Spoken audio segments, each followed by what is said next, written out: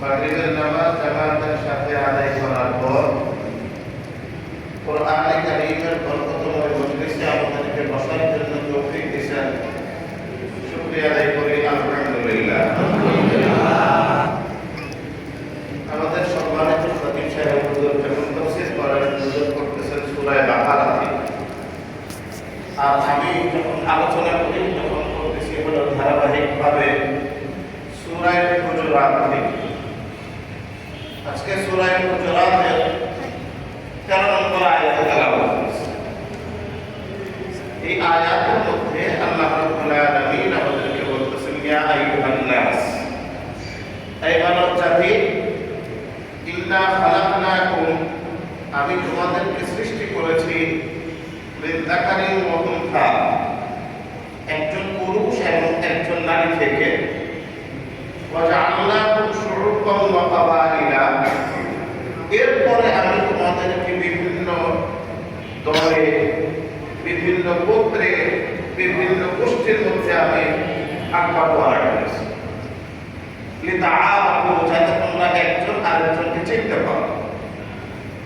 ইন্না আকরামাকুম ইনদাল্লাহি আতকাকুম, আল্লাহ রাব্বুল আলামিনের নিকটে তোমাদের মধ্যে সবচেয়ে সম্মানিত হলো যে তোমাদের মধ্যে সবচেয়ে বেশি আল্লাহকে ভয় করে সে। ইন্নাল্লাহা আলিমুন খাবীর, নিশ্চয়ই আল্লাহ রাব্বুল আলামিন সব কিছু জানেন, সব কিছুর খবর রাখেন। এই হলো এই 13 নম্বর আয়াতের তর্জমা। এই আয়াতের তর্জমা এবং এর ব্যাখ্যা বুঝতে হইলে এটা কোন ঘটনাকে কেন্দ্র করে এই আয়াত নাযিল হয়েছে, ওই ঘটনা জানলে আমাদের জন্য এটার অর্থ এবং এটার ব্যাখ্যা দুটোই সহজ হয়ে যাবে। এটা কোন ঘটনার কারণে নাযিল হয়েছে? তাফসীরের কিতাবের মধ্যে অনেকগুলো ঘটনা আছে, এর মধ্যে যে কোনো একটা ঘটনাকে কেন্দ্র করে এই আয়াত নাযিল হয়েছে। আমি সকলে বলার চেষ্টা করি, আপনারা বুঝবেন না, একদম সহজ করে বলতেছি। রাসূল সাল্লাল্লাহু আলাইহি ওয়াসাল্লাম যখন মক্কা বিজয় করলেন হিজরি 8 সালে, সকালবেলা মক্কায় ঢুকছেন, যোহরের আগে মক্কা বিজয় হয়ে গেছে। যোহরের নামাজের যখন সময় হয়েছে, বেলাল রাদিয়াল্লাহু আনহুকে রাসূল সাল্লাল্লাহু আলাইহি ওয়াসাল্লাম আযান দিতে বললেন। আযান কোথায় উঠে দিবে? কাবা শরীফের ছাদের উপরে, কাবার উপরে উঠে। হযরত বেলাল রাদিয়াল্লাহু আনহু দেখতে কিন্তু এত সুন্দর ছিলেন না বাহ্যিকভাবে, গায়ের রং কালো ছিল, হাবশিতেও অত্যন্ত কালো ছিল গায়ের রং। আর যারা এই খ্রিস্টানদের ঠোঁট স্বাভাবিক মানুষের ঠোঁটের চাইতে মোটা হয়। হযরত বেলাল রাদিয়াল্লাহু আনহুর নিচের ঠোঁটটা বেশ মোটা ছিল এবং এতটাই মোটা ছিল যে এটা নিচের দিকে ঝুঁকে গেছিল। একে তো গায়ের রং কালো, উপর ঠোঁটটা হলো বেশ মোটা, আবার উমাইয়া ইবনে খালাফ হযরত বেলাল রাদিয়াল্লাহু আনহুর উপরে ঈমান আনার কারণে যে নির্যাতন করছে, ওই নির্যাতনের কারণে শরীরের মধ্যে, চেহারার মধ্যে বড় বড় ক্ষতের দাগ ছিল। ওইটা আলোচনা, ওই এক করল ইতিহাস। আমি ওদিকে দেখতেছিলাম, ওদিকে গেলে আসল বিষয়টা হারায় যাবে। বেলাল রাদিয়াল্লাহু আনহুকে বললেন কাবার উপরে উঠে আযান দেওয়ার জন্য। বেলাল রাদিয়াল্লাহু আনহু আযান দেওয়া শুরু করছে। সাহাবায়ে কেরামের মধ্যে আরো অনেক সুন্দর সুন্দর সাহাবায়ে কেরাম আছেন, যাদের গায়ের রং ফর্সা, উঁচা লম্বা, দেখতে শুনতেও সুন্দর, বংশমর্যাদাও ভালো। কিন্তু বেলাল রাদিয়াল্লাহু আনহু আযান দেওয়ার অনুমতি পাইছেন। বেলাল রাদিয়াল্লাহু আনহু যখন কাবার উপরে উঠে আযান দেওয়া শুরু করছেন, সঙ্গে সঙ্গে কিছু লোকে আপত্তিকর মন্তব্য করা শুরু করছে। এর মধ্যে এক লোক হলো হারিস ইবনে হিশাম। সে বলতেছে, মুহাম্মদ কি এই কালা কাউয়া ছাড়া আর কাউকে পাইলে মুয়াজ্জিন বানাইবার মতো শব্দটা খেয়াল করছেন? যেহেতু বেলাল রাদিয়াল্লাহু আনহু দেখতে কালো, এজন্য বলতেছে আমরা যদি ঢাকার আঞ্চলিক ভাষায় বলি কাইলা কাউয়া ছাড়া আর কোনো মুয়াজ্জিন পাইছিল না, দেখতে শুনতে ভালো দেখা যায়। আবু সুফিয়ান রাদিয়াল্লাহু আনহু তখন মুসলমান হয়ে গেছে, ওনার ভিতরেও এই বিষয়টা নিয়ে একটা আপত্তি ছিল। উনি বলতেছিলেন না আমি কিছু কম না করি, আবার এটা আবার আল্লাহ জায়গা যাই কিছু একটা মন্তব্য করবো, কথা এটা কোন পর্যন্ত যাইব, মহাবত পর্যন্ত চলে যাবে। কিছু কিছু কাফের বলতেছে আল্লাহ বাঁচাইছে, আব্বা অনেক আগে মারা গেছে, এই দুই দিন দেখা লাগে নাই।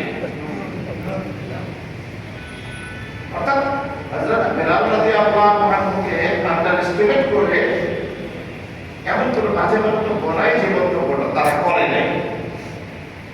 আল্লাহ তাআলা সাথে সাথে এই আয়াত নাযিল করলেন যে কিসের বড়াই করতেছ? বেলাল রাদিয়াল্লাহু আনহু যেমন একজন নারী পুরুষ থেকে জন্ম হয়েছে, তুমিও সেই একজন নারী পুরুষ থেকেই তোমার জন্ম হয়েছে। বেলালও আসছে আদম এবং হাওয়ার মাধ্যমে, আমি আর আপনিও আসছি কার মাধ্যমে? আদম হাওয়ার মাধ্যমে। এটা হলো একটা ঘটনা। আরো ঘটনা তাফসীরের কিতাবের মধ্যে পাওয়া যায়।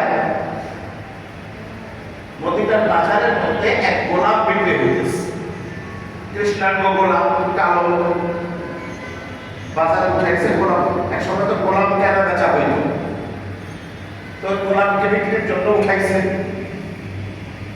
তো গোলাপের দাম উঠতেছে, লীলাতে দাম উঠতেছে,